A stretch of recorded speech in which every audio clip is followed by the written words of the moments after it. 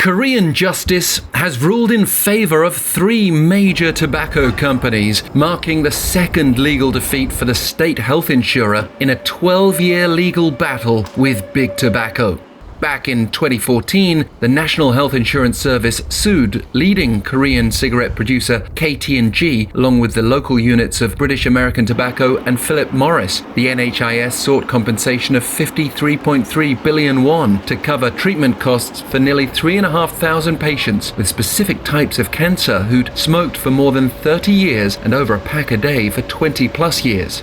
This case centered on not only whether smoking causes cancer, but also whether tobacco companies hid how addictive cigarettes are and their labeling practices, and ultimately whether the NHIS itself is due compensation anyway rather than smokers themselves. A lower court ruled against the state health insurer in 2020, while the Seoul-High-Court on Thursday upheld the ruling, insisting that by paying out, the NHIS was only fulfilling its statutory obligations.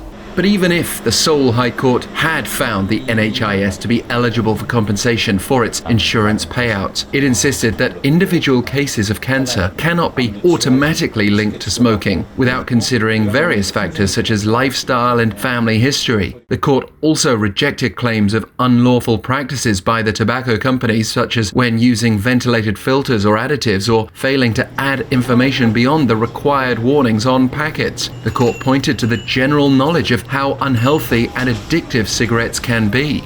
The president of the NHIS responded after the ruling by saying it was disappointing and regrettable, while expressing hope of recognition someday. The NHIS plans to now go to the Supreme Court, but note that the Seoul-High-Court did cite a Supreme Court ruling stating that a causal relationship between smoking and lung cancer cannot be established solely on the fact that a person who smoked was diagnosed with the disease, indicating again that other factors should be considered. Also, almost all of the legal cases against tobacco companies in over 20 countries have failed to win compensation, with Canada being a notable recent exception.